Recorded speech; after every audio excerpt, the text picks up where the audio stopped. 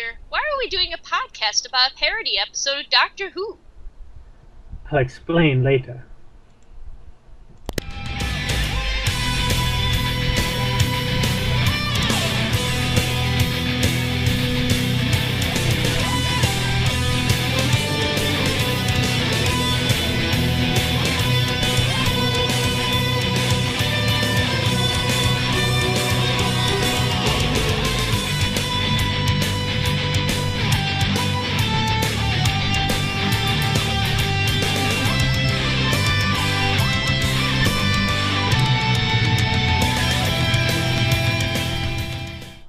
Alrighty.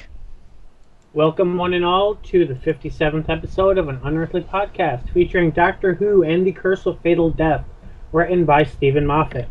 I am the Man in Black, and with me are Mad Matt Winchell. Hello. Randy Ronson McCulloch. Always a pleasure. And Aaron Romeo Moon Burke. Hello. You can follow us at twitch.tv/madmat2185, twitter.com/unearthlypod, facebook.com/unearthlypodcast, and youtube.com/maninblackreviews. By the way, our last episode was recorded on Towel Day, which we did not mention. I hope everyone knows where their towel is. For the most part. I know where a couple of them are. That makes me a very lethal man. Yeah, I know where mine are. I don't know. On the floor, on the floor next to the hamper. Tomorrow's laundry day. But they're especially lethal. It had to happen sooner or later. Our segment Lost Stories is back for the first time in over a month, featuring actress Barbara Murray of Black Orchid, who passed on May 20th at the age of 84. For those keeping score at home, cancer was not mentioned in the obituary. Which is a plus, I guess. How old was she? 84. That's a good run. So That's a fair run, yeah. So nobody has anything they want to say about that one? I don't really know much about her. I can't really say, much. I don't remember her scenes. Was she the lead female of the story for that particular episode? Her character name had Lady in it. I haven't watched the episode myself to know what that... Okay, so I think she must have been the one that knew about the deformed guy and was trying to keep him a secret.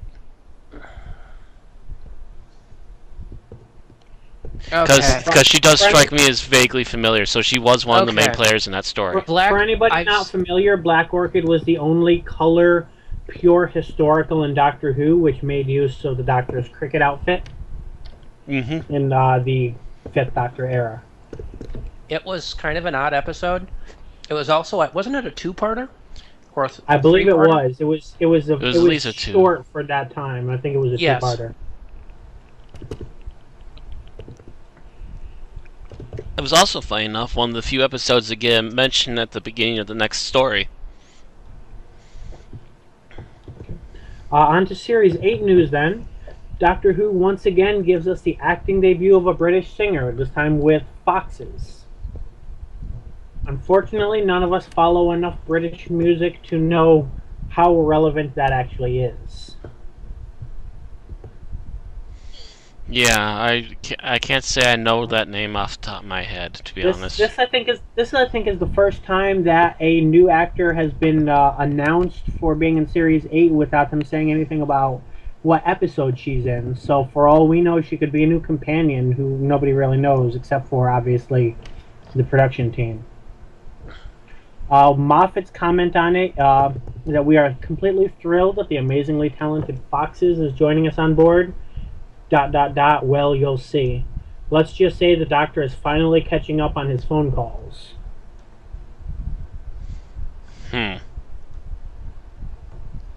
Catching up on his phone calls. As some might remember, Riversong once scolded the Doctor for not picking up his phone and used it as an excuse to graffiti the world's oldest writing. Yeah. Creator. Which is a mere few moment that we flipped the finger at. In Classic Who news, Retro TV welcomes Doctor Who. Oh. which is an American television station. Unfortunately, I've never heard of it. Oh, are you talking about Retro Television Network? Maybe. It is available. If it is RTV, it was at least available as station 27-2 here in Wisconsin, Madison, Wisconsin specifically. I'm looking at the network site. It's at myretrotv.com, and it just shows retro. Well, let me link to. Yeah. That. Yeah, give me a link so I can show everyone. If you've ever seen the channel, you might be familiar with it. But they air only classic television, so Classic Who is it's a good place for Classic Who. Yeah. Mhm. Yeah, it's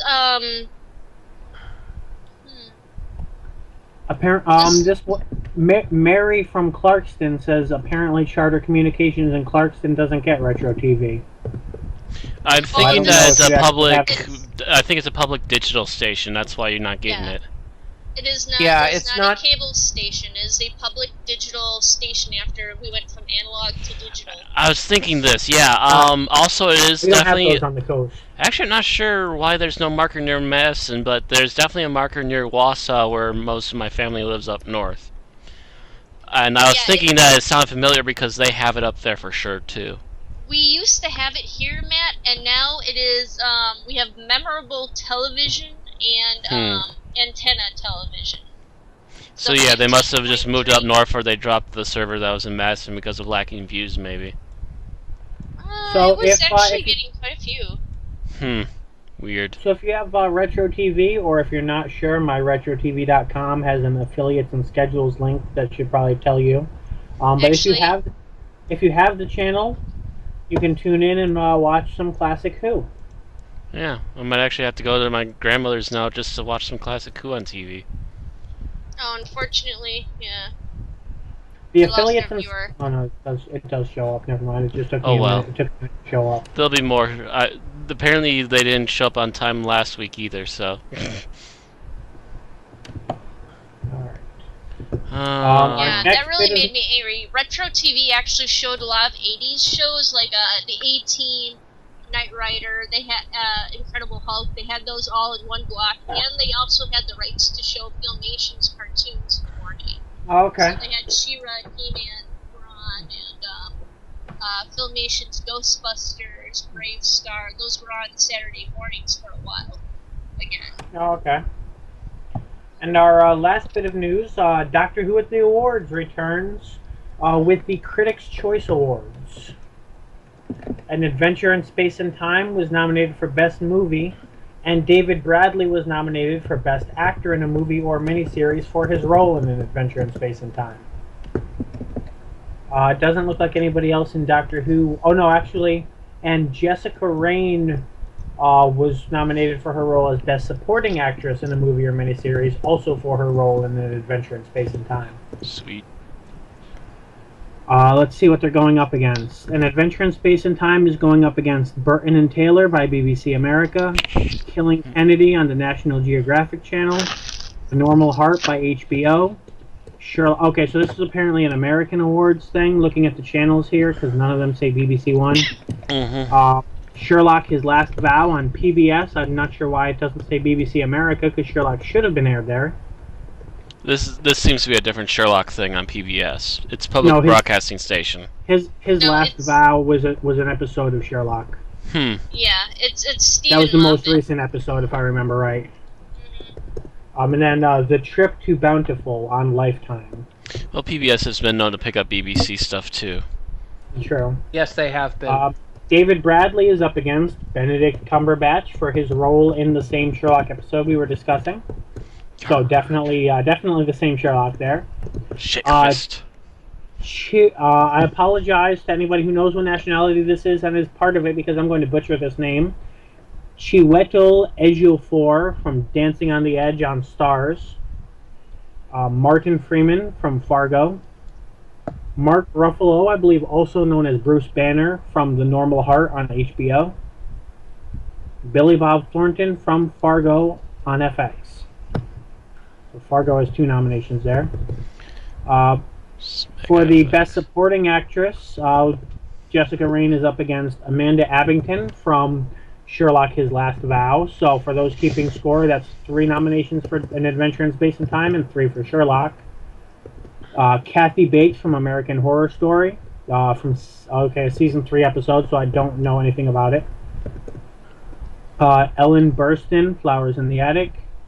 Julia Roberts from The Normal Heart. And Allison Tolman from Fargo. They did a remake of Flowers in the Attic? Weird. Never heard of it myself, so I couldn't really comment. I believe the original was a 1970s movie, if I'm not mistaken. Well, then it's certainly grounds for getting remake, because, Hollywood will remake anything. But it's Lifetime, so they had to make it on an even smaller budget than the original. 1999 movies are being remade, or rebooted. Don't remind me. And I think that's the end of our news. Because I could go on a tangent on that, but yeah, end of the news. Before our relatively short feature presentation, we do have a member of our group who wasn't with us through all of our Regeneration episodes. So we can do at least a minor rundown and recap, and at least get Erin's thoughts on any of those that she wasn't present for. Okay, what was I not present for? Which Regenerations were you not present for? I believe you weren't there for the first. Where did you come in for? Did she come in for the... Twin Dilemma, actually. Okay, so you were basically not there for any of the endings. So in terms of the first episodes of various Doctors, are there any you'd want to comment on? We had Power of the Daleks. Have you seen that one? I think I saw it a long time ago, but I don't remember. That's the first Dalek story for the second Doctor. Yeah, it's the one none of the episodes exist with the actual footage. It's all Scantron picks at this point. I think I remember a third Doctor Dalek story. There's a couple of them. Yeah, there were 3 of them. Then the next one, Spearhead from Space. Which was the third Doctor. Oh, yeah. Actually, I think I was with you guys with Spearhead from Space. Okay, so that might have been your first with us then. Yeah, it might have been before you became regular then. Were you with us for Robot? I feel like you were sick at one. No, I was not with you for Robot. Okay. I think I had to skip that one or something. Okay. Yeah. Do you want to make any comments about Robot? I barely remember it, really. If nothing else, go with the Nash review and have a look at it that way. Yeah, I've seen the Nash review, yeah. The most memorable part of Robot seems to be, I'm trying to remember the exact line now, because I'm terrible at remembering things when I want to say them. What's wrong with Unsinkable? Nothing, said the iceberg to the Titanic. Glub, glub, glub. Yeah, actually, I think you got that a little mixed up. Essentially, it's the entire thing goes, it's absolutely impenetrable. 4th Doctor. I don't like the word impenetrable. The other guy, why don't you like the word impenetrable? 4th Doctor, it reminds me of the word unsinkable. What's wrong with unsinkable? Nothing, said the iceberg to the Titanic. What? Bloop, bloop, bloop, bloop. That's exactly what I said, except starting earlier. Yes, but also pausing for the characters to react. Because it kind of meshed together a bit. Yeah, save reaction pauses for when we actually have live video of our faces. Right. So except that you need it, otherwise it all blends together and sounds the same. Yeah, I don't remember much of Robot, really, and I never got a chance to review the episode here, so.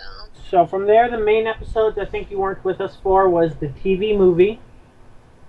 She was on there for that, yes. You were with us for the third time we did that, weren't you? She was a guest. You were there the third time we did the TV movie. Yes. Okay. But we finally made it. There. I'm trying to remember if you were there for the End of Time.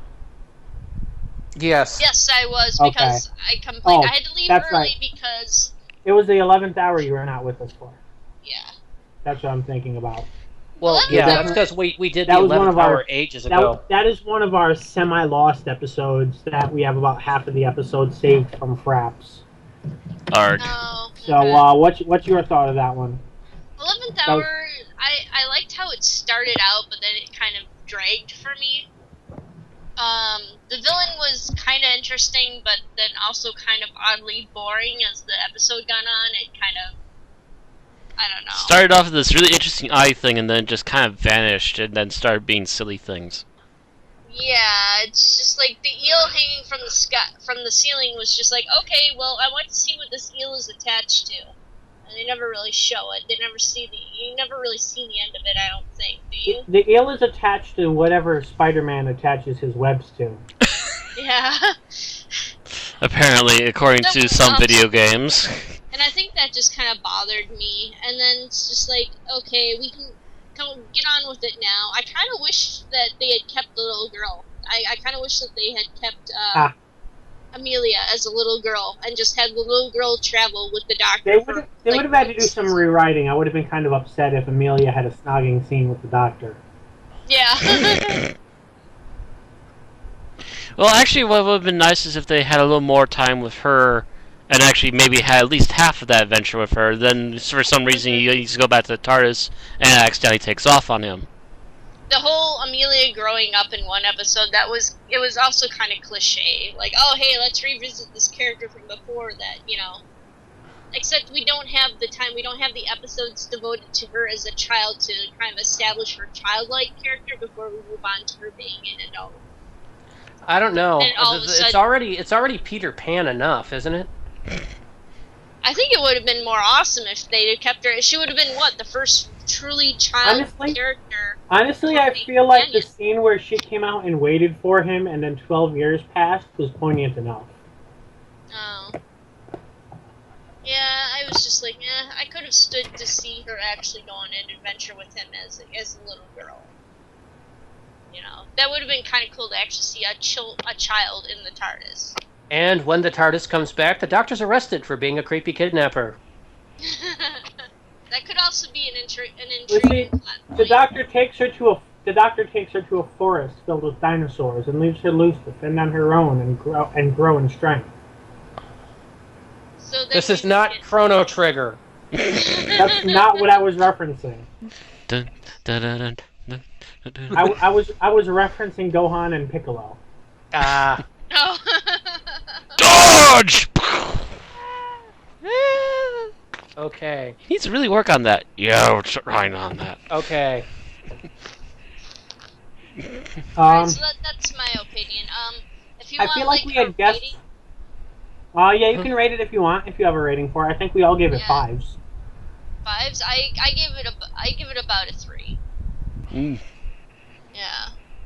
I don't think we all gave it 5s because I don't think we've ever had a solid 5 episode. Yeah, I think we all gave it 5s because we had pretty much agreed it was the best episode of the Moffat era up to that point. It was the first episode of the Moffat era. Well, it was also the first episode of the Moffat era. No, I mean, you mean as of when we were reviewing? Up to the point of when we reviewed it, which I think was midway through Series 7. Yeah. I would like to revise mine to probably 3.5 because it is better than the Christmas. Gosh, I can't even remember what we just watched. Oh, you mean the Christmas Invasion? The Christmas Yeah, Invasion? the Christmas Invasion. It is better than that. I thought you were comparing it to the Christmas Carol, and I was going to be like, duh. Matt, stop playing Goat Simulator. Oh, never mind. What? I feel like we had more cast than normal for Day of the Doctor, but I don't remember if you were there or not. Day of the Doctor. Yes, she was. She was there for Day of the Doctor? I think she was, and we might have had somebody else, too.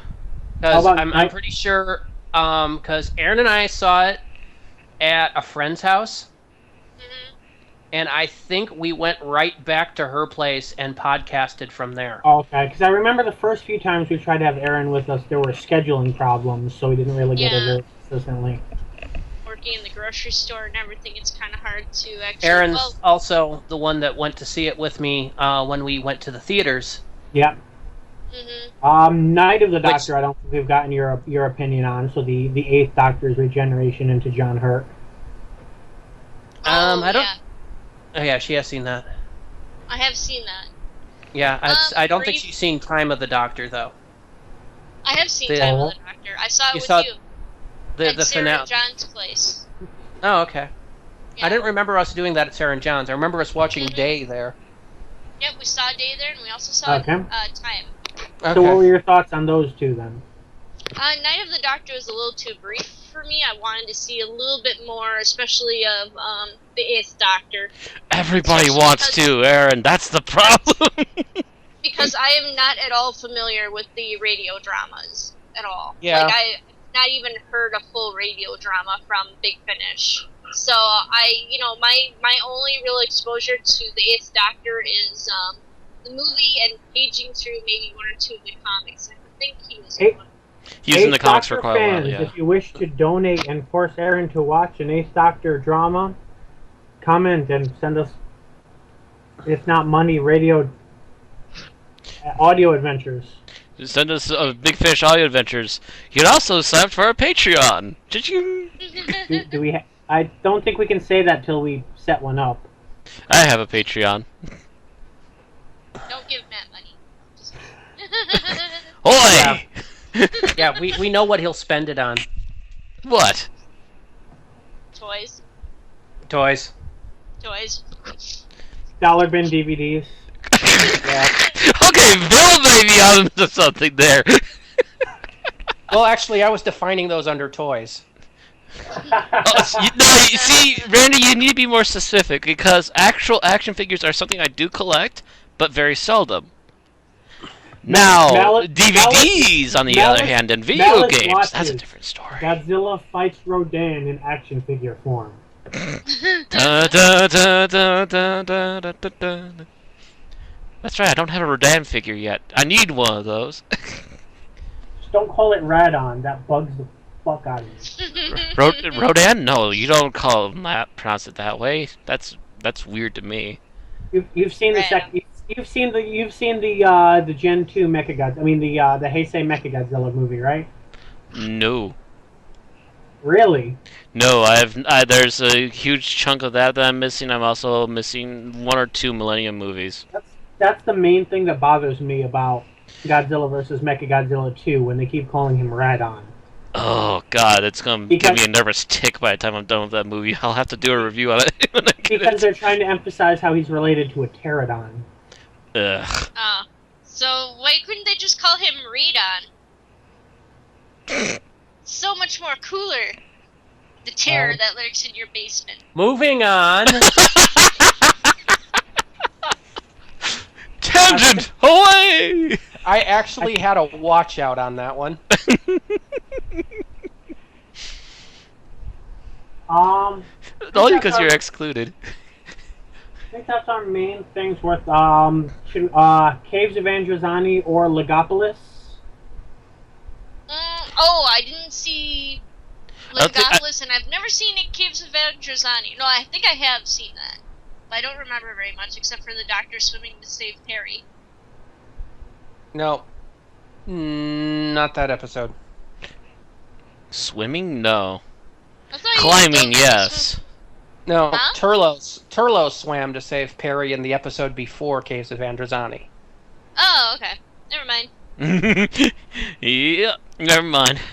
Just keep swimming. Okay, so I guess that brings us on to Doctor Who and the Curse of Fatal Death. Ah, yes. Something that we decided arbitrarily if we're summarizing it or not. Well, I was going to say something that was decided arbitrarily to be a filler episode between this and the next thing we're doing, and actually turned out to be a fairly interesting segue. It is because our next run of episodes is going to be Moffat scripted episodes. And technically, this is the first Moffat Doctor Who thing. Our last group of episodes was Regenerations, and this is an episode filled with Regenerations scripted by Moffat. Mm-hmm. Yes. It is actually the first thing that Moffat's ever done outside of independent works that were Doctor Who related. I don't know if he did anything like with Bill Baggs or I don't think any others. or if he wrote any novels or anything for either the Virgin or BBC lines. He's not like Russell, who submitted a script to Eric Sayward, I think, or to Cartmel, I forget which. I think it was Sayward, and had it rejected. Okay. But that script eventually became The Long Game, by the way. Yarg. Not really the greatest Doctor Who episode, but It wasn't horrible, but it wasn't the greatest. Yeah. anyway. Summary. Do we really want to do a summary? Because this is publicly available on YouTube. Yes, you can. If you Google not Google, but Google and YouTube are the same. But you know what I mean. If you YouTube The Curse of Fatal Death, you can find this as one part or as several, depending on which you prefer.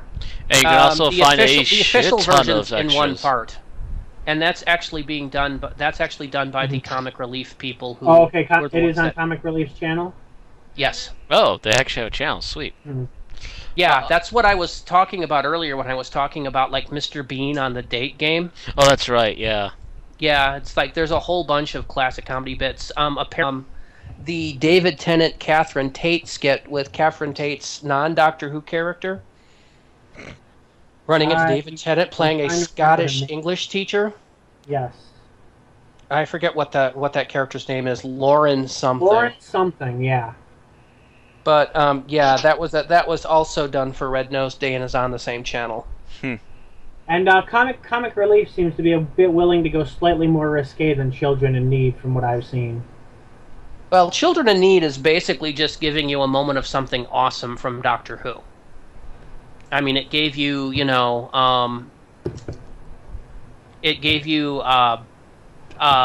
original first few minutes of Tennant.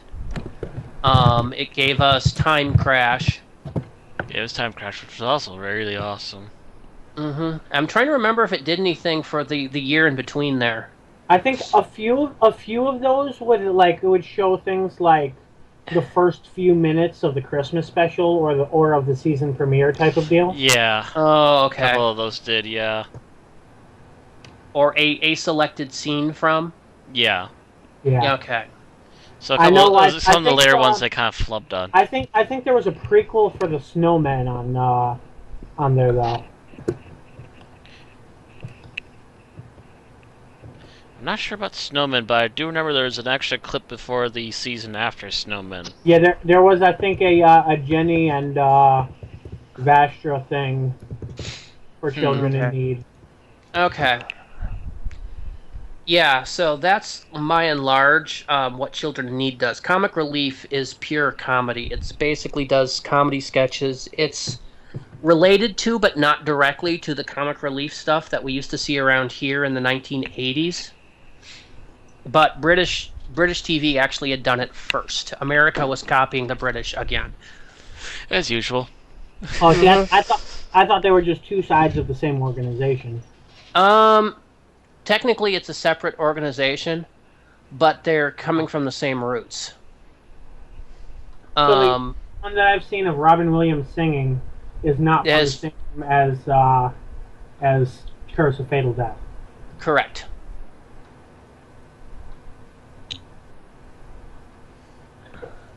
Anywho, so we're not going to summarize then? Do we need to? Unless someone really feels the I could do it really quickly. Okay, if Matt can do it really quickly, Matt can do it really quickly. You have 2 minutes. Go. The Master is plotting to kill the Doctor. The Doctor decides to meet with the Master, tell him that he's getting married. Comedy ensues. The end.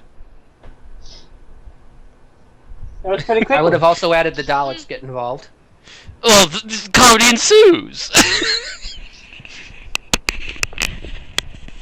You do keep saying that they're a joke ever since Davros showed up. Comedy ensues, the Doctor dies a lot. And there's a lot of people with really noisy bikes around here tonight, all of a sudden. Jeez. Anyway. It's probably the same guy driving around and around and around and around. And Stephen Moffat shied away from giving us a lesbian doctor. Well, actually, no. The doctor was the doctor was. The doctor was fine. It was the companion that wasn't into it. Yes. So let's discuss this, and let's start at the beginning, the early part, the Rowan Atkinson Doctor. Now, who here on the podcast? What's that? What was that, Bill? I like his placement there, just because, even though this is probably just the way he talks, it felt at some parts like, for a line here or a line there, like he was channeling Sylvester McCoy. So just a little bit, like it was a natural progression. Mm-hmm. Kind of. Who here is familiar with Rowan Atkinson outside of this particular sketch? I've seen him in Mr. Bean, and I've seen him in Blackadder, and that's all you really need to know. That's pretty much what you...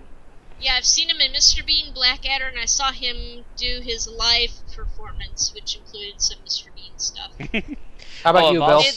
The Rowan Atkinson I'm not familiar with this. I don't think I'm familiar with any of these actors outside of this. Really? I'm also familiar with the woman who played Saffy from and also Joanna Lumley, who were in Absolutely Fabulous. Joanna Lumley played Patsy, and let me see here, Julia Sawala who plays Emma, and she played Saffron in Absolutely Fabulous.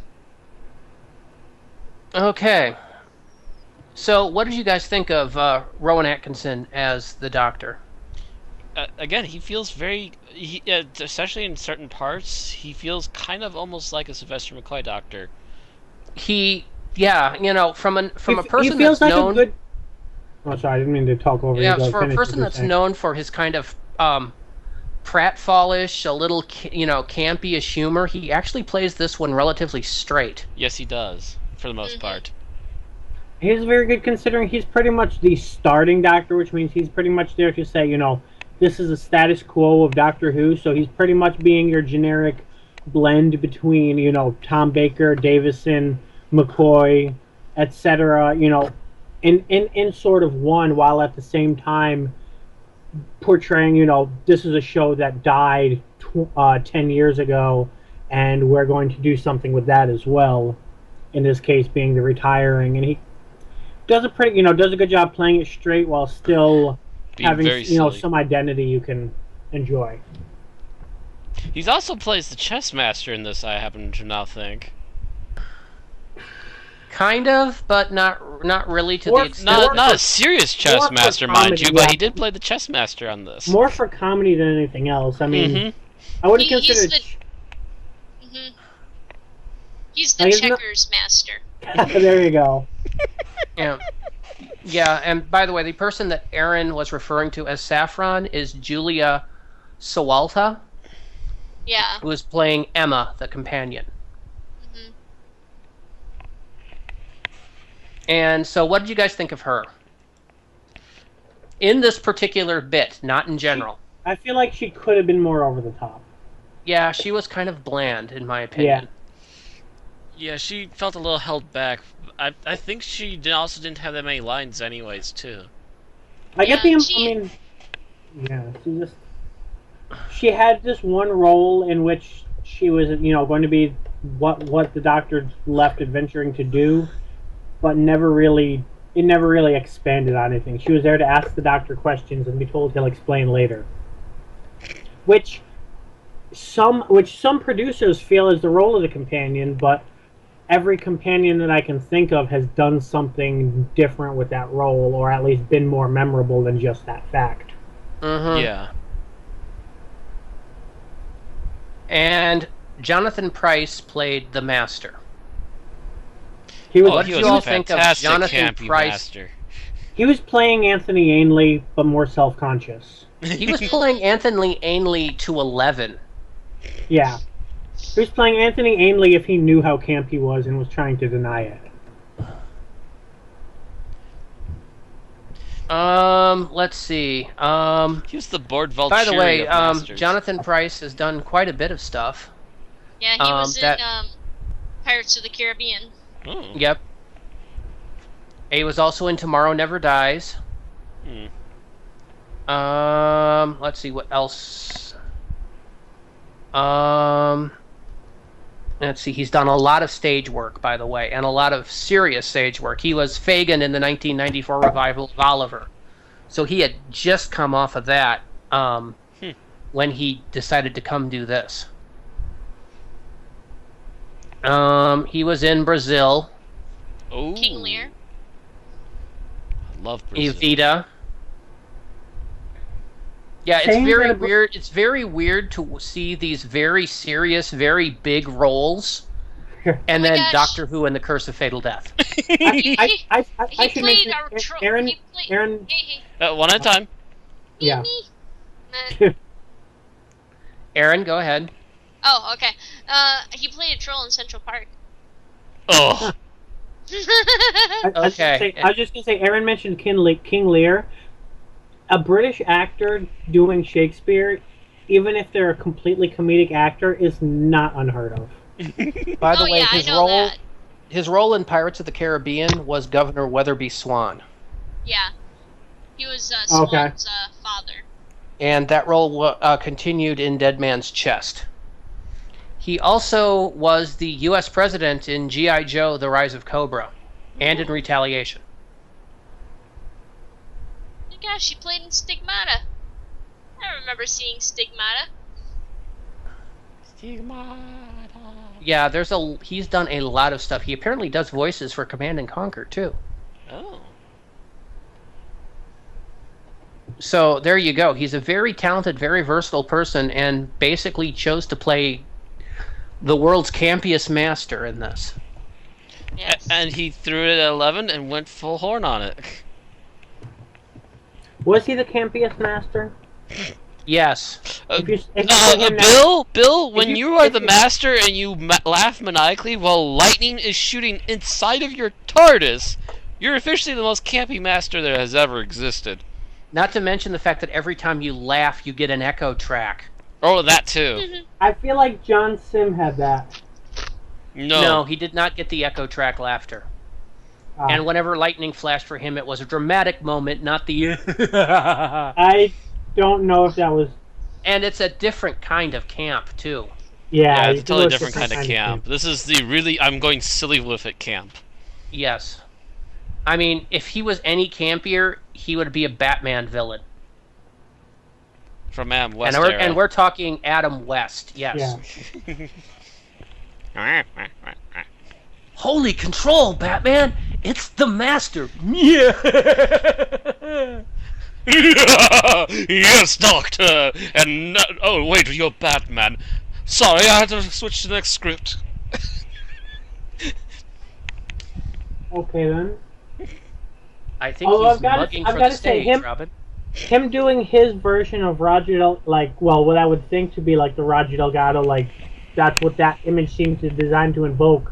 I think Delgado was the one master he got to actually see to base it off of. Yeah. Well, I mean, there was a lot of Ainley in the beginning during the end part when he's rejuvenated. He's pretty much Ainley, seems to be I'm sorry, looking like Roger Delgado at least. But I know then the Dalek if you look at the script, it was written with Ainley in mind. Yeah. I mean, it was... Whoever was writing it was envisioning Anthony Ainley's master. Because the whole death trap for the Doctor is pure Ainley. The first half is 120% Ainley. The second half, I feel like it was written and acted with nods toward Delgado while still being a parody.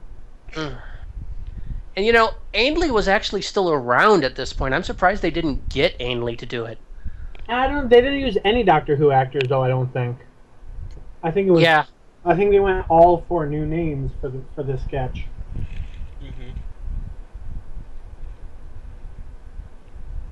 Pretty much for the most part, as far as I'm aware, they didn't go for any Doctor names. Just like how.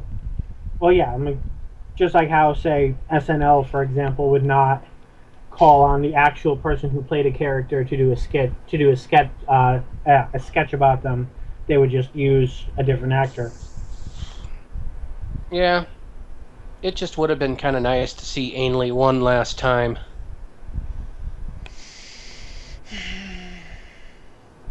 When did Ainley die? 2004. Of cancer. So he couldn't have even been like one of those that showed up only in the Sarah Jane Adventures or anything. Nope, died a year before the series came out again.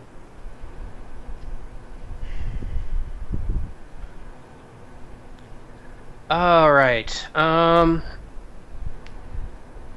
So, and what did you think of the actual, the storyline that was given us for this bit? The planet Tercerus. It was functional for a parody. If this were an actual episode, I might have some gripes, but considering it's intended to be a comedy, I think it worked pretty well. Yeah, and of course, obviously, the footage of the TARDIS in flight was stolen from the '96 movie. Yes, it was. The sets were fairly nicely remade, though. Yeah. The TARDIS central column was actually the original central column used, I believe, during the Third Doctor era. It was. I mean, it's not the same. It was a remake of it. Yeah. My only gripe was the fact that it was moving too fast and rotating too fast. Because of it. Well, it wasn't just making noise; it was wobbling all over the damn place. Yeah. I don't know if that was deliberate on their part, but you're watching the central column shake. The central column of the TARDIS consoles of the Master TARDIS. Yeah, both TARDISes. It was basically filmed in the same room, just with different lighting.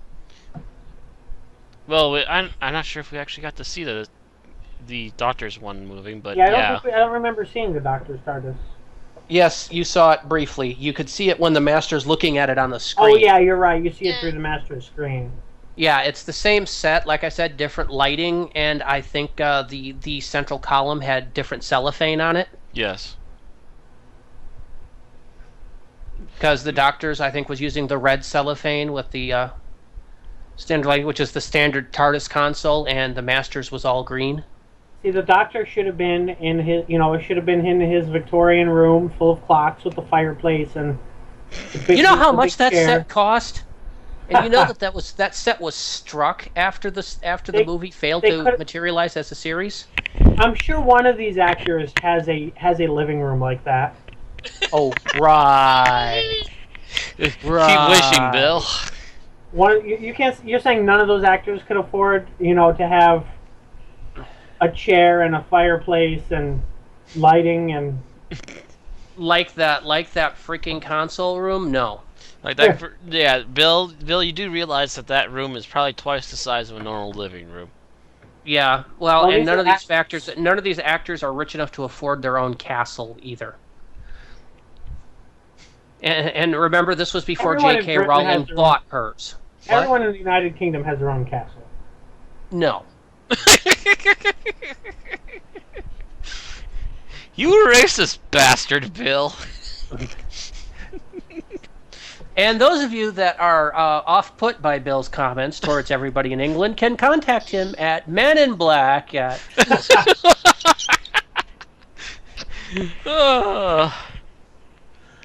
Although I would say, if there was any one person that we know of by name that could have a room big enough in a castle to make a TARDIS room, it would be Lord British.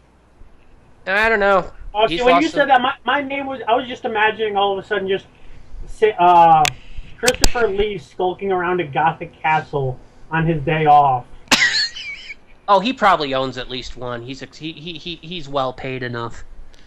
He could probably have bought one just from his royalties off the Magneto rolls. Or no, that was Ian McKellen. Off the Count Dooku rolls. Sorry. This is the execution room that I used to film my music videos. Parliament. Hand me my prop crown. I really think we need to get him as the Master for a Christmas special before he dies. He would be freaking awesome. He is Dracula. He might never die. He would be the most. He would make Roger Delgado look campy. Yeah.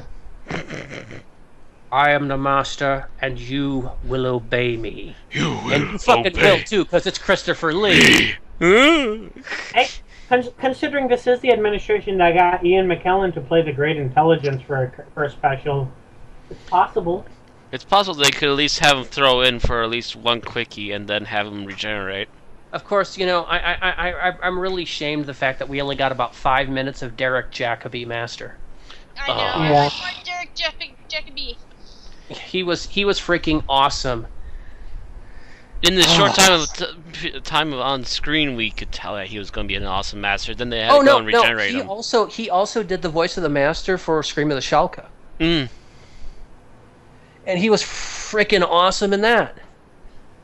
So he already kind of knew the character already. Yes. I'm not sure I'd be able to watch that without looking at the Doctor and saying, "Hey, that looks like a great intelligence." And also, well, actually, that's a perfect segue because now let's mention Richard E. Grant, who was the first regeneration that comes out. The cute, smart, and lick the mirror handsome. And proceeds to lick the mirror. Yes, he does. He played that up to 11 as well. Yes, and then the Doctor's fiance is pretty much like, strangely enough, I don't mind this change. Yeah. And goes to run off with him to the TARDIS bedroom. You want, basically, yes. It's obvious what he's interested in. That's the only companion I've ever had. You've had lots of companions. The only companion I've ever had. Oh, right. Yeah, never mind. Yeah, well. Still, it was a good line. Yeah, it was. And of course, we now know Richard E. Grant as Simeon from The Snowmen and later Name of the Doctor. Then again, the Doctor lies enough about his age. I could see him lying about how many girls he's been with. But you can see now why I think that role as Simeon was kind of a waste for Richard E. Grant. Yeah, it was. It's nice that they kept bringing him back for the great intelligence, but still, yeah. What could have been? Because, mind you, he also was the Doctor in Scream of the Shalka. Yes, he was.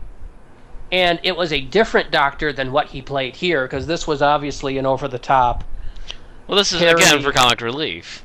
If he was to play it serious and now. That one was very bitter, very, angry Doctor, and it worked. Mm-hmm. You played Eccleston? Yeah, pretty much. He kind of was a proto-Eccleston.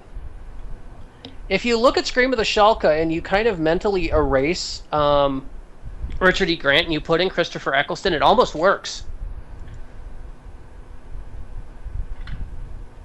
Yeah, this is Richard E. Grant. I just found a picture of him as the Doctor here.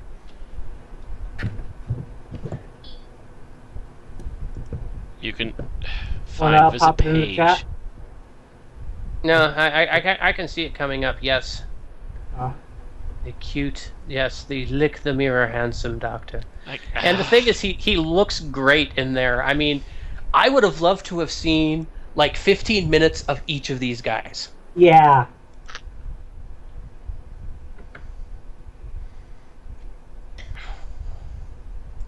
Unfortunately, no. The comedy is that, of course, that he basically wears through his entire remaining bodies in like 3 minutes. But like, if the entire first part had been cut and like they just doubled the length of the second half, I would not mind. Like, not that the first part was bad, but it worked as a fast pace, and this could have worked a little bit better with a little more time on it. Yeah. Although it works almost as well. I would have loved to have seen a little more of each of these. Yes. Or if they cut the part inside the TARDIS. And maybe if the Master had fallen into the sewer a couple less times. It's almost, you almost wish they could have taken this and actually made a full episode special out of it. Yeah, it should have gotten more time. It's a dream of the Doctor's. A nightmare in which he goes through all of his regenerations in an hour. Something like that, yes. By the way, I finally got a picture that's a close-up of him, and in the background you just still see the Master hamming it up for the camera. He's just looking at the camera smiling. Yeah, he proceeded to choose scenery from pretty much the moment he walked on. He's just watching where the camera is and trying to make fun for it. For scene hamming it.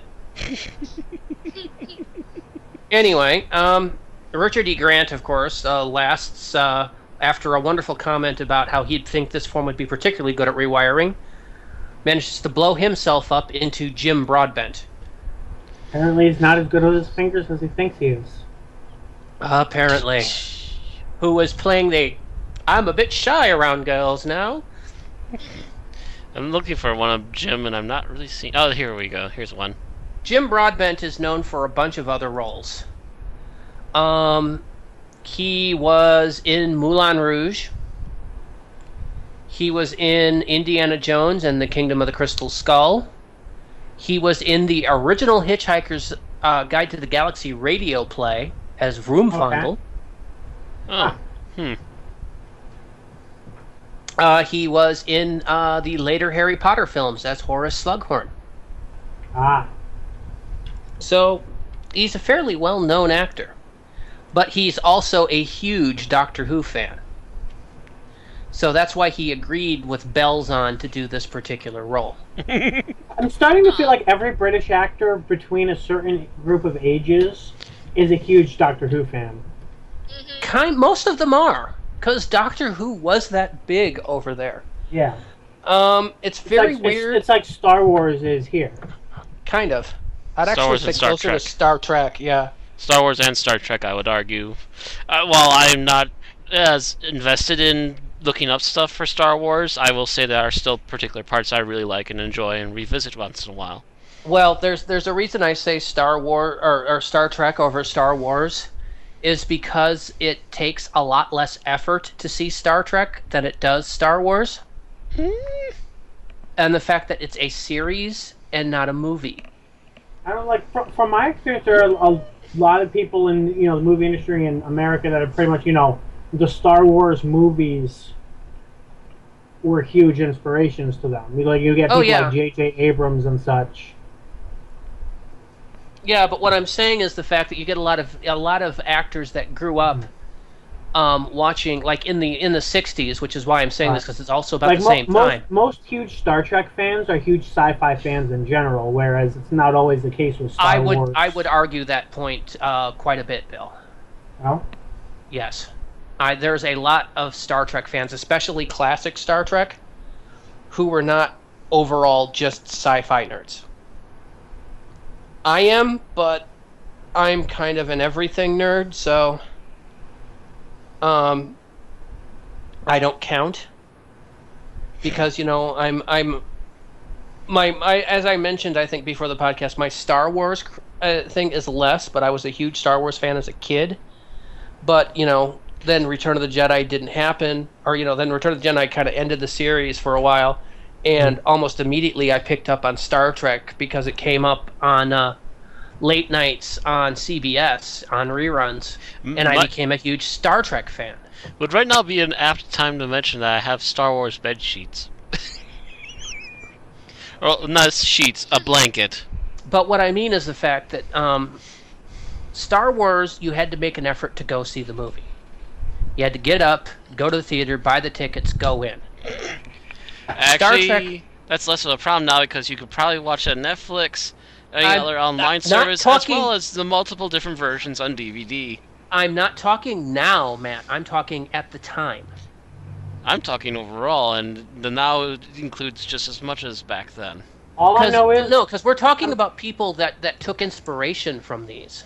I'm pretty sure as a child I watched 6 Star Wars movies in theaters before I watched 6 Star Trek episodes on TV. 6? Where are you getting 6 from? Heretic, unclean! I know a lot of people that grew up in the 60s that Star Trek was kind of their inspiration. Okay, actually, I watched 4 in theaters in the 90s and 3 in the aughts. So actually 7 in theaters in that amount of time. It's a pretty heavy 11 years. I really did not mean to steer this into Star Trek versus Star Wars. Well, you had it going, open your mouth.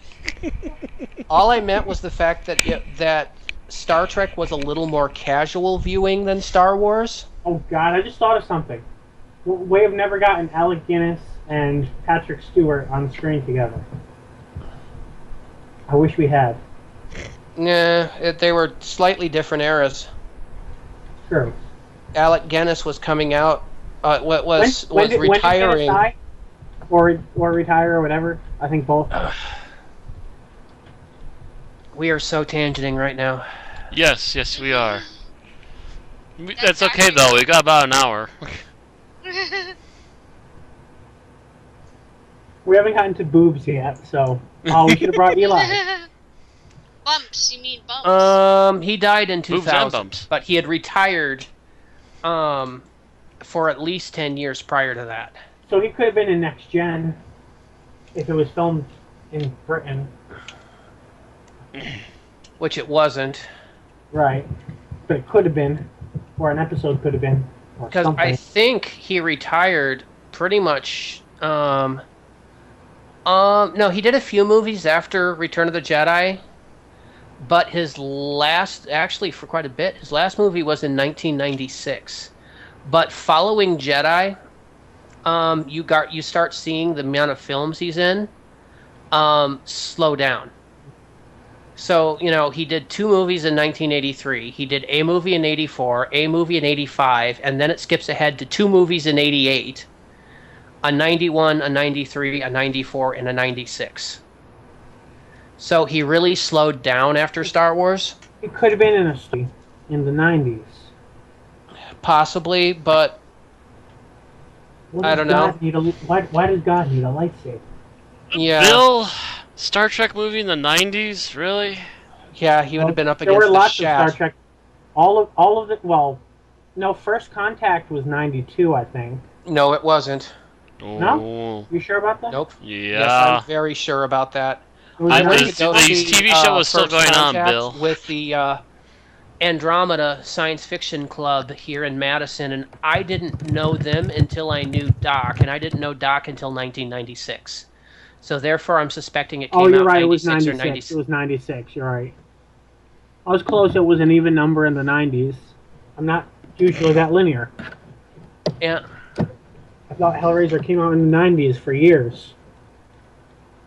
Really? Yep. Wow, Bill.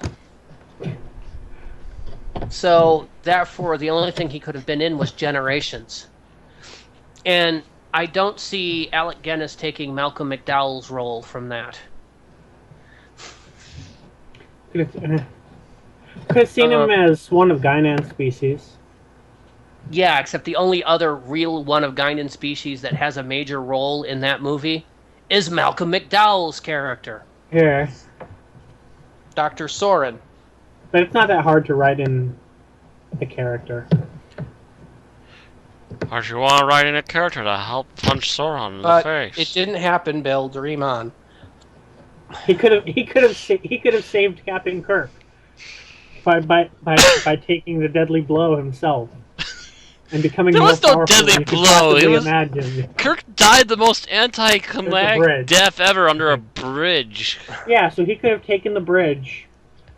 Bill, if you want to write Star Wars, Star Trek crossover fiction, be my guest. Don't expect me to read it. I'll expect you Because to I've do more. seen Star. I'll Actually, expect no, you to edit it. I saw Star Trek Bab 5 crossover done by somebody in the Eastern Bloc. You don't need to read it. It All is you why need to to do this is day copy I edit it. occasionally refer to Matt as Fukov.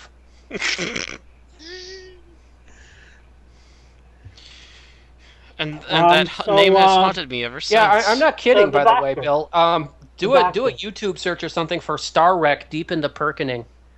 It is basically a Star Trek Bab 5 crossover, I think, with some Star Wars as well. I can't remember. if And it was there's a guy in there that looks remarkably like Matt, by the name of Fukov. So the He's called Doctor. Fukov because he's Russian. Or Because maybe he we knows won't silly get to the Russian Doctor. name. Star Wreck into Perkening. It has its own website. So who's the next Doctor? Then after that, we go Yeah, from Jim Broadbent to Hugh Grant, who I'm Oh, surprised yes, you hadn't heard of, Bill, because Hugh Grant was a very big name in movies. I was going to make a joke about who's Hugh Grant, but there's actually someone here who does not know who Hugh Grant is. Yeah. I'm trying to remember if the first time I heard of him was this or if it was something else. I'm Googling him now. I remember hearing about him, isn't he, in Four Weddings and a Funeral? He's in a lot of stuff. He did a lot of romance movies. It's been so long. Like, I know he's in Bridget Jones's Diary.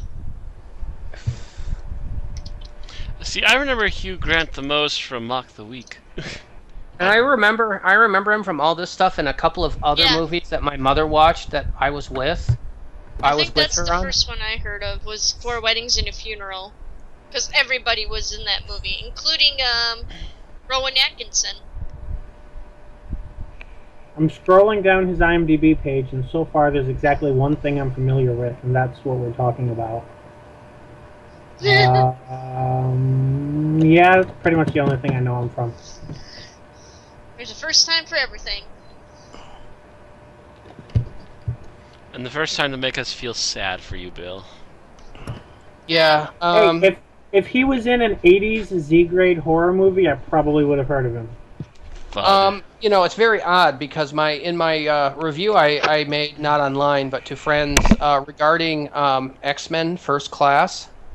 My big problem with that movie was buying the actor that was doing Charles Xavier because he was coming off to me as being too Hugh Grant.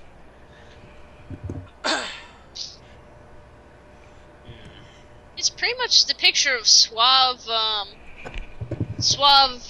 English gentleman.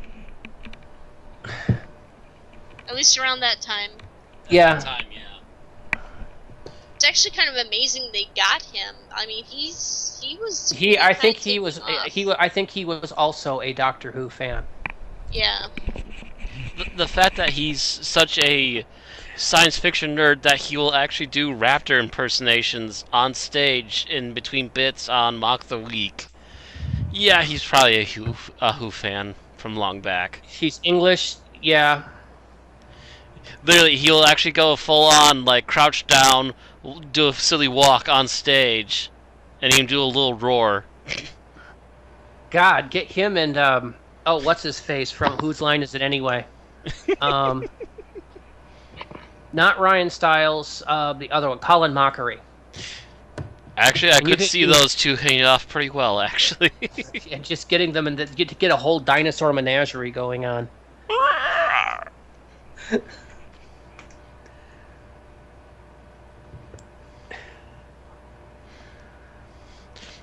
It's time for Hugh Grant to walk like a raptor. Everyone, watch!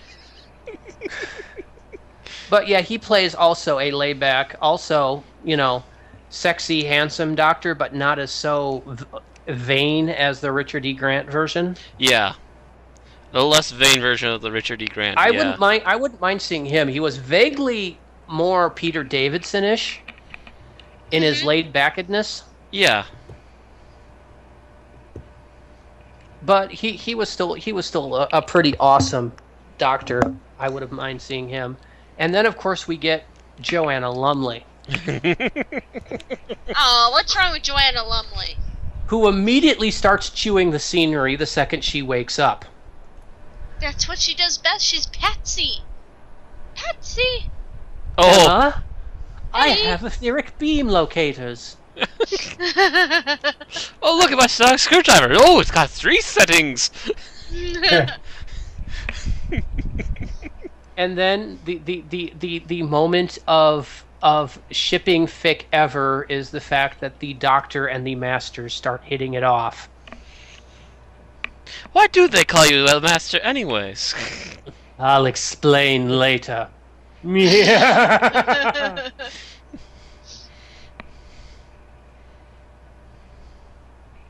I am right. It is really getting hot in here.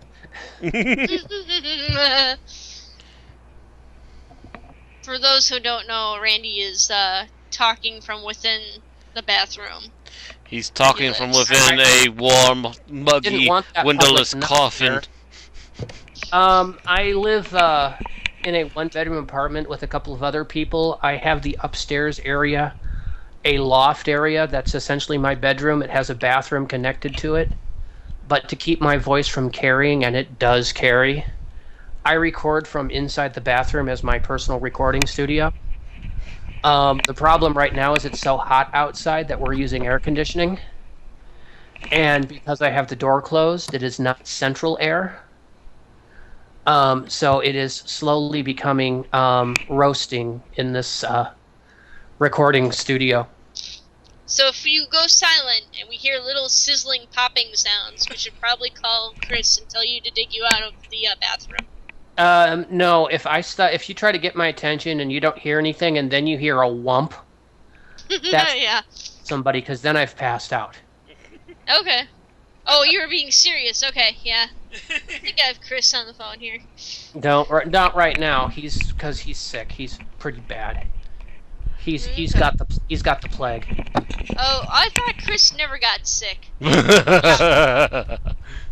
Apparently, if you stay up for 3 days straight, the plague he can still get the plague. God, that kind of scares me now. Stay away from you, plaguey people. If Chris is sick, then that's some serious stuff there. If Chris has been compromised... Just plane from California. So if anybody's paying attention to us from California and you know there's a bug going around, guess what? We managed to contract it. It's now going... Hantavirus. Yeah, thanks for spraying it to Wisconsin. It's okay. It'll kill off the bums before it gets too warm. And comments from the homeless people can be sent to Aaron Burke at Romeo Moon at... Hey, we're up to 4 people now. Yay! Hello, 4 people watching. I'm checking. One of them's me. Okay, never mind.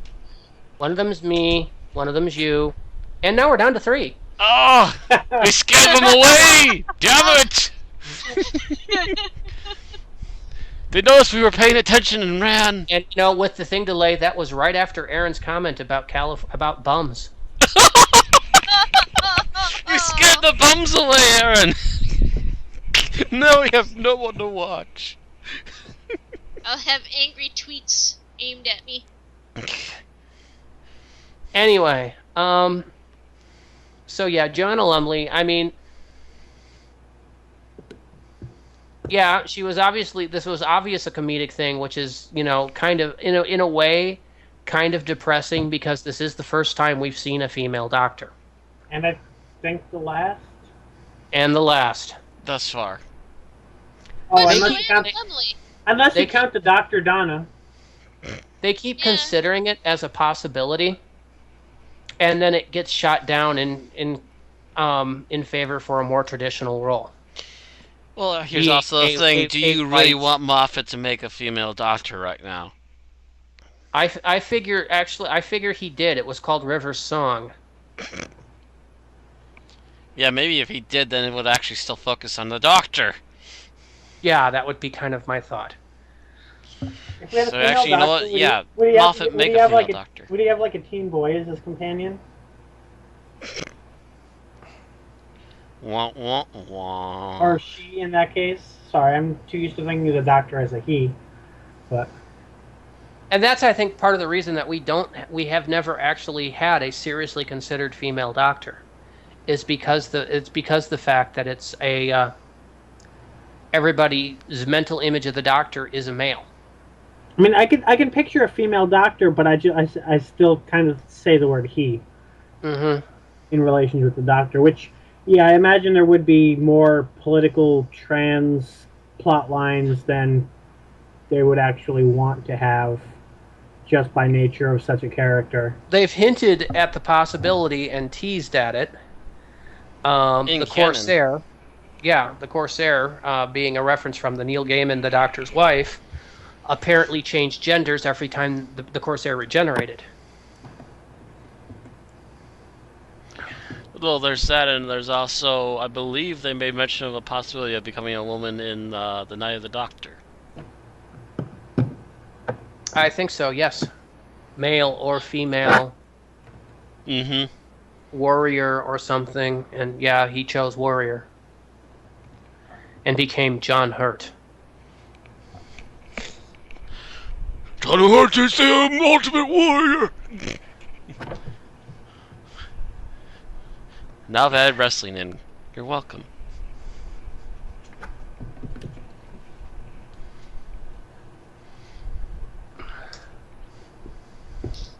least I didn't skronk. Oh no, I was just thinking of who else would have actually it first came to mind. Who here's familiar with Smallville? Vaguely. Who played Lex Luthor's father? I haven't a clue. Bill, do you know? I have never watched Smallville. I think I watched like 10 minutes of it ever. John Glover. Somebody I saw, and it's like I would have loved to have seen him as the Master too. If you want to know, if you remember a series called From Hell, he played the Devil. Oh, so we kind of covered the Doctors then. Yep. Cover the Doctors, cover the Master, and that kind of brings us to the Daleks. Who There's were not really the all Daleks. that much to say without... Yeah, there's especially not since much there's you no can say. Davros. If they brought Terry Malloy in, he would have been fighting with the Doctor and the Master for scenery. Yep. Roy Skelton provided one of the voices, and it says here, I think, that he is one of the final. It says final role is one of the Daleks. Yeah, he was. Original.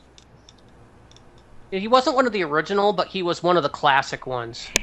I think he was like starting in the 4th Doctor era or the 3rd Doctor era, and carried through, I think, almost to the end.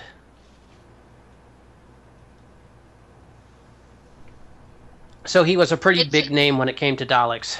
Yeah, he's according to Wikipedia, he was the longest-serving Dalek vocal artist. Yep.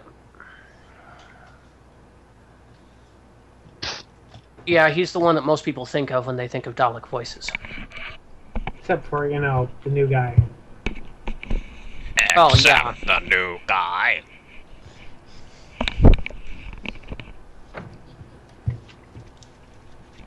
And it's not really, if you've right been to call watching him this the new guy podcast now. and if you've been watching this podcast and you don't know who Nick Briggs is, I think you need to go to the corner.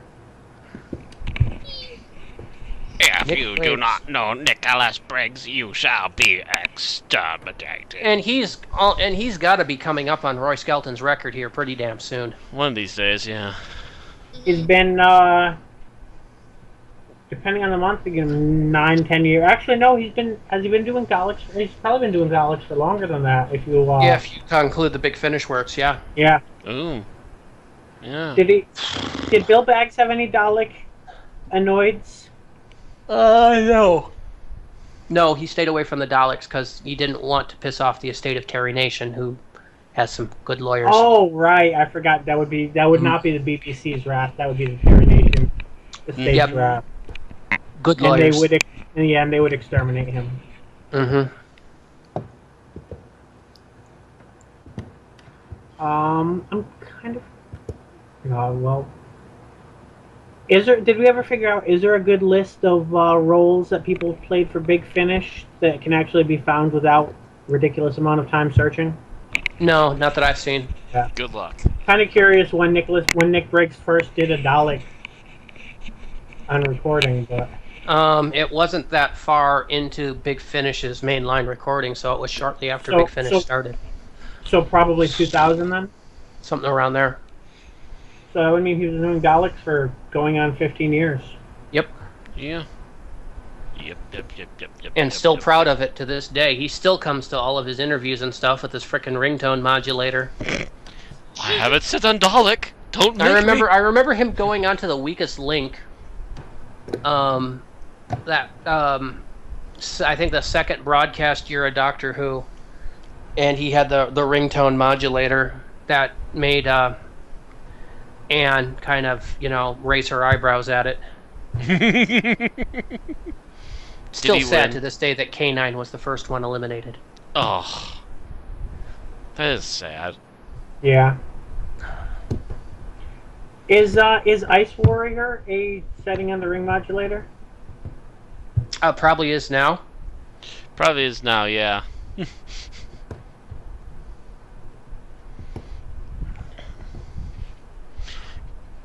I'm sure he probably throws a little bit on his own voice too, but yeah, there's probably a certain voice he pulls and then ring modulator to get the rest of the way. Just never ask him for his John Barrowman impression, because apparently the guys horrible. at Big Finish think it's pretty hot, and everyone else does not.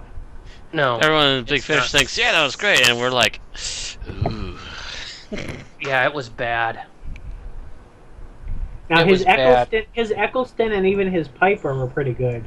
Yeah, his Eccleston and Piper were good. His Barrowman, he just can't do a British or he just can't do an American accent. Yeah. His American accent, it was not the right American accent, and it wasn't the right tone for John Barrowman, so it was just like wrong on all counts. Right. Mm-hmm. He is a monster voice maker, not an accent doer. Yeah. Anywho, should we cover something else then? Well, what is there? I mean, we've covered the villains, we've covered the Daleks, we've covered that. Should we cover some of the jokes? We Yeah, haven't really explained any of the We cover the jokes. writing a bit, but this is this is one of the Moffat things that I really don't really have that much to pick apart. Yeah, there isn't really that much. Well, the problem is there's not much of it. There's only 15 minutes. Yeah, that's Yeah. part of it as well.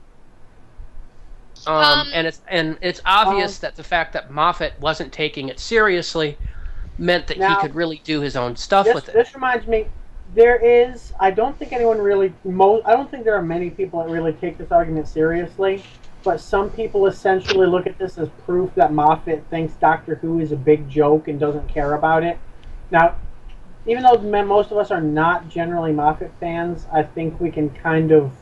Yeah, even though we're not the hugest Moffat fans, I can kind of say without any chagrin that this isn't what he thinks of Doctor Who all the time. No. No, Right. he was commissioned to this to write a parody of Doctor Who Yes. for a comedy thing after Doctor Who had been off the air for 10 years. And the fact that he actually made it feel like Doctor Who and yet be a parody of it Mhm. is kind of a testament of his skill, at least back then. So we pretty much all agree on that. Mm-hmm. Yes. Although this is a ringing endorsement for what he would later be called on when Russell T Davies started hiring him to write sex comedy episodes. Yeah, and that was a mistake. Well, it was a mistake by the time he started to do too many of them, but Empty Yeah. Child Doctor Dances and Girl in the Fireplace are generally not considered to be mistakes. Oh God, no. Empty Those- Child Doctor Dances is still one of the freakiest episodes Yeah, of Doctor Who that's ever one of my come out. favorite episodes ever, definitely. But Actually, yeah, like, I don't know if anyone we'll mentioned be it yet. reviewing that next week, by the way. So, SF Debris actually has just gone through those two, just recently. Maybe he's on a similar schedule. my favorite anecdote about those, and I will probably repeat this again next week, is the fact that when I watch these episodes, I watched them at 3 a.m. after a gaming night in my room in the dark. I think I watched them sometime close to midnight, back when I was in probably one of the worst apartments I ever lived in. Did you I have was to watching like it out on the deck because it was colder out there than it was in my bedroom at the time, on a crappy laptop that I really didn't care for. And the further reason why I had it out there is because it overheated easily, and also the fact that I could hold it on my lap and lean back in the chair and let it vent better than it would on the desk. And yeah, I watched it in the dark alone. An entire season, in fact. I have an anecdote about the Curse of Fatal Death. Not about the other ones. I was at Gen Con. I think it was either 2000 or 2001.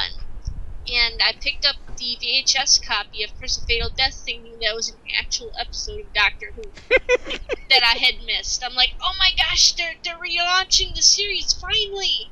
So I scrambled, picked it up, also picked up a bootleg copy of the VHS for the movie, got them home, and we started watching it, and my mom was like, haven't you noticed anything yet? I'm like, no, it's a new episode of Doctor Who, it's awesome! And she's like, no, this is a parody. I'm like, no, that's not sure it's a full episode. You kept watching like, crap, it's a parody. It's a darn good parody, wasn't it? It was really good. And then, like, I stopped, I wasn't as disappointed when I actually saw that it was actually Rowan Atkinson and Stephanie, and then Joanna Lumley were all there, and Hugh Grant even. It was pretty cool. So, I also picked up some Blake 7, but... Let's not talk about Blake 7. Parody and depressing series. Yeah. Wait, was there a Blake 7 parody? No. Don't we wish? Oh, okay. I thought you were saying there was. No. Did you pay attention at all to what was just being said, Bill? The only parody of Blake Bugs 7 Bunny, would... Daffy Duck cartoon. The only parody in Blake 7 is the jokes that they pulled on the viewers. The only parody from Blake 7 would be filming a place showing a head screening of the ending and having people then coming out in body bags after committing suicide. God, that was such a downer ending. Anyway, oh yeah, I did also want to talk. Not only was the little opening credits stolen, but a lot of the music was either directly lifted from or directly reminiscent of, I would think, the 4th and 5th Doctor era music. Yeah. Did you guys notice that? More or less, yeah. I did not notice, no. I noticed they were definitely going for the Doctor Who music of the original series, yeah. Mm-hmm. Yeah, I noticed that because I noticed the incidental stings. Am I really one of the only people here that actually notices music? No, I've noticed that I noticed music too. I do in certain settings. Mm-hmm. But not... I mean, generally if it's something that's very dialogue light, where, there's the big dramatic moments where the music defines the moment, I'll notice it. But a lot of the time, not beyond that. If there's a lot of dialogue, I usually won't notice the music much. Mm. Yeah, I just noticed that it was, because of that, it made me feel that the setting and the music didn't quite mesh. It meshed enough for me. Mm. It's still being classic Who no matter what. Do we really have anything else to say about the episode? 900 years! Not really. The Master walked through poo for 900 years of his life.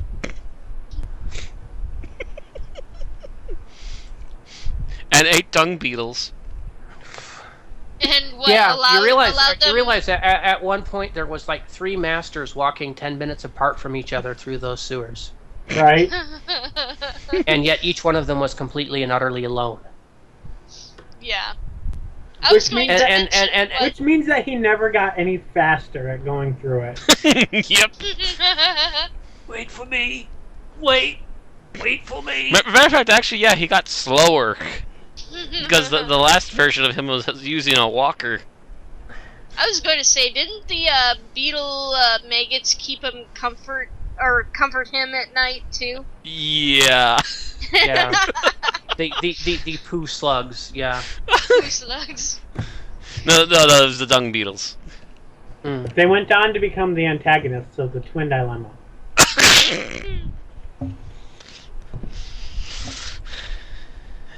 Again, beetles, not slugs. Yeah, whatever. Squeeze a beetle and it turns. I get the feeling that he had a specific pleasure in describing those large, squishy mountains. Yeah, I think he relished that scene, and just watching the Doctor's expression on the occasional comfort on that, and the look on his face, it's just like, oh God, gross. Yes, I used my TARDIS to come back here. Well, it could be worse considering there are 3 of them going through the sewers. He could have been taking comfort with himself. Which of itself is already icky. There you go. Time-traveling master on master/fic. Go! Do you really want master on master/fic and poo? Erin's a little too quiet. I feel like she might already be typing. Oh, God. Yes. 2 slugs. 2 slugs for all. That's a little disturbing even for me. Sorry.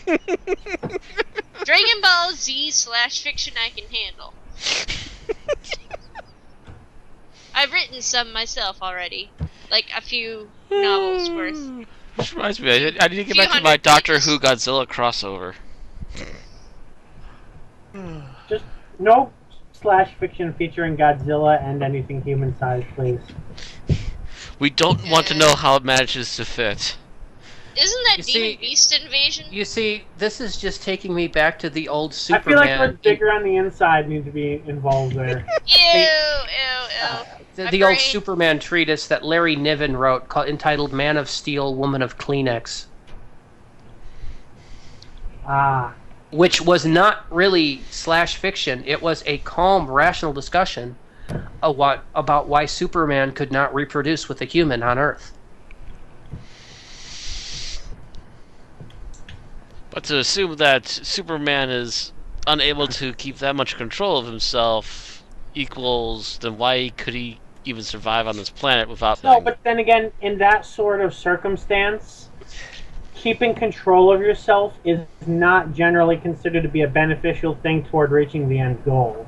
Yes, exactly. That was kind of the point.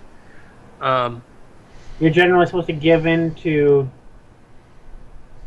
the animalistic urges and such in order to... Not only that, but it's science has actually defined it as being a mild seizure. That part too, yes. Yeah. That's actually in the treatise, yes. Listen to you nerds try to talk about love. Hey man, this was written by Larry Niven, man, the guy that wrote like half of, or that wrote like the Known Space series, that wrote the Man Zin Wars, that wrote Ringworld. What's your problem, Matt? Shut up, Fukov.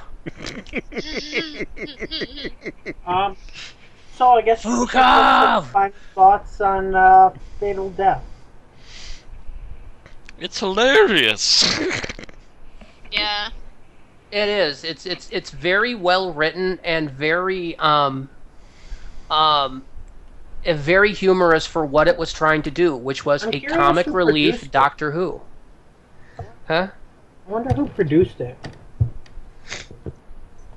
Let's see. Produced it? Comic relief produced it, yeah. I'm sure they had a producer on it, but... Yeah. Like, obviously it wasn't Russell T. No, this was pre-Russell T's involvement. Well, let's see. Director John Henderson, I've never heard of him. Producer Sue Virtue, never heard of her. Executive producer Richard Curtis was probably a comic relief, so I'm not even going to click that one. Mm-hmm. Yeah, pretty much. Nobody would really know. Sue Virtue is an English television producer, mainly of comedy shows, including Mr. Bean and Coupling. So now we know where... Okay, so Rowan Atkinson, one of Rowan Atkinson's. Yeah. One of Owen Atkinson's She met Stephen Moffat at a television festival in 1996. And they probably sat down and said, you know what'd be cool? And it's just like, I know who could play it, Rowan Atkinson. And Moffat's like, brilliant! And they just probably brainstormed the rough sketch of this entire episode over dinner. And then Moffat went home and wrote it. Oh, she has something to do with Sherlock, too. I'm clicking that. She might be a producer or something. Let's see. Oh, wait, is she? Oh, she's married to Moffat. Okay. Does it say when? Actually, I think they were married before this. I'm trying to see when they were married, and I'm not seeing that on her Kate, maybe it's on Moffat's page. I'm looking on Moffat's page. He doesn't have much on his personal life. Yeah, I know for a fact in the behind-the-scenes stuff that they were already married, apparently. Oh, okay. At this point. Mm. They met at a television festival in 1996. Why do I have a feeling they were watching Doctor Who? Probably. So yeah, she's probably a producer on Sherlock. Let me, if it ever... Oh, honey, you got something I'd like to help you to produce. Let's go. Hop on a skip and a jump over to Sherlock. And yeah, apparently they wrote coupling based on their own relationship. Wow. Oh yeah, she's exec producer. Oh no. Wait, no. The main two characters in the show were even named Steve and Susan. Wow.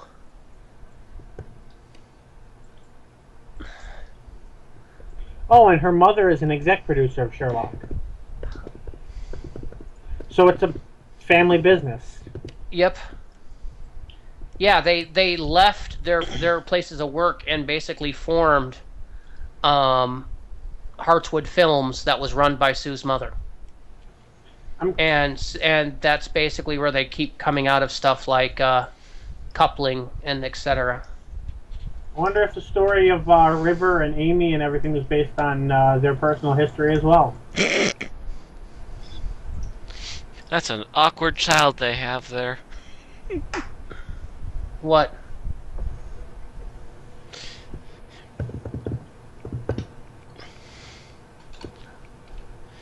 So many background talking going on, then I seem to be the only one that's keeping track of it all. Because every time we make a remark, what? Aren't you listening? No, I'm reading fables on Wikipedia. You're not supposed to admit that. Oh. Wait, this was a test? No one told me it was a test? Nice try. I'm coming off of the plague. What's your excuse?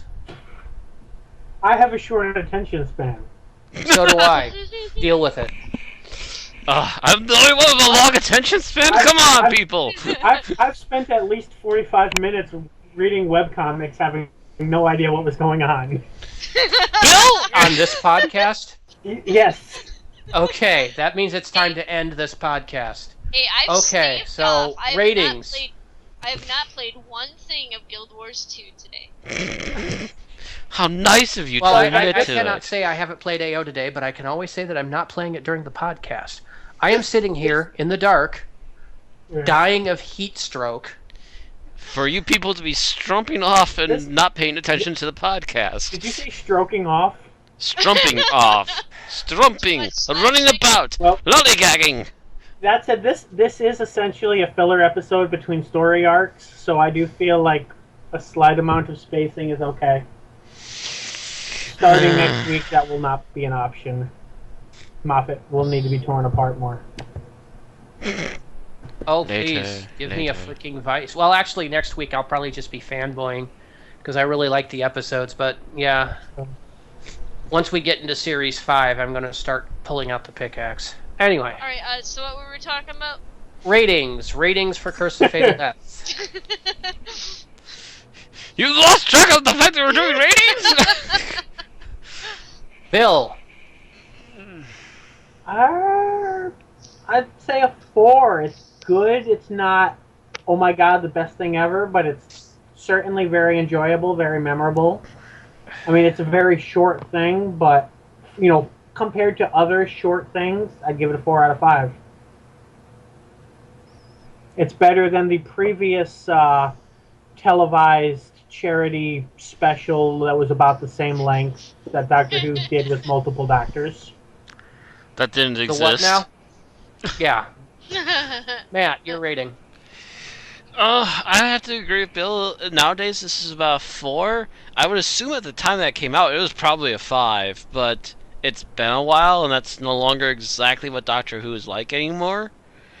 But being a semi-fan of the classic Who, I can totally understand where they're coming from, and that still keeps it at least at 4. But I'm sure some newer fans will be completely lost by this thing. With that companion, even looking at classic Who, I couldn't give it more than a 4.5. Yeah. To be honest, she was kind of a one-note companion. Again, they weren't given much time either, so yeah. She had less note than the Daleks. The Daleks at least had comedy. We will explain later. I'm gonna probably give this a 4 too. As well, I should say. 4. Okay, we got 42. It's yeah. the answer to the the answer to the great question of life, the universe, and everything. 42. Not quite. Oh God! Now we're gonna make the universe. Yes, and the universe shall be based on the curse of fatal death. Excellent. That'd be awesome. Okay, but no, decent comedy, decent production values. You know, for something that was thrown together so quickly, I thought it looked halfway decent.